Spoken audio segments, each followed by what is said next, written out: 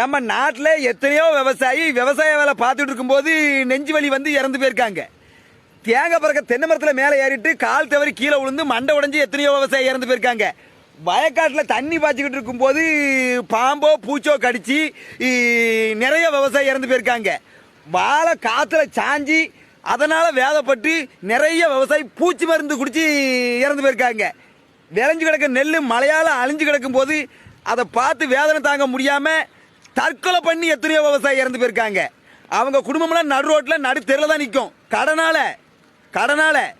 அதை பற்றி பேச யாருமே அன்னைக்கெல்லாம் இல்லை, யாருமே இல்லை. அதை பற்றி பேசுறதுக்கு இன்னை வரைக்கும் யாருமே வரல. இன்னைக்கு கள்ளக்குறிச்சியில் கள்ளச்சாராயத்தை குடிச்சு அத்தனை பேர் இறந்தாங்க. அவங்க குடும்பத்தை பற்றி இவ்வளவு பேசுதிய, சட்டத்துக்கு விரதமாக கள்ளச்சாராயத்தை குடிச்சிட்டு அதை மட்டும்தான் பேசுதிய. அவங்க குடும்பத்துக்கு எத்தனையோ நலத்திட்டங்களை கொடுக்காங்க, அவங்களுக்கு நஷ்டம்லாம் கொடுக்காங்க. எத்தனை விவசாயி கடைந்தொலை தாங்க முடியாம வெளியே சொல்ல முடியாம தற்கொலை பண்ணி செத்துருக்கான். அவன் குடும்பம் நடு ரோட்ல நிக்கி. அன்னைக்கு இதை பத்தி யாராவது ஒரு வார்த்தை பேசலாம்? பேப்பர்ல வந்திருக்கு. தோட்டத்தில் விவசாய வேலை பார்த்துட்டு இருக்கும்போது கரண்ட்ல அடிபட்டு செத்து போயிருவாங்க நிறைய பேர். உயிரை பணைய வச்சுதான் அவ்வளவு பேர் ராவும் போகல விவசாயி வேலை பார்க்க. அத்தை விவசாயி செத்து போனா அவனுக்கு ஒன்றும் இல்லை.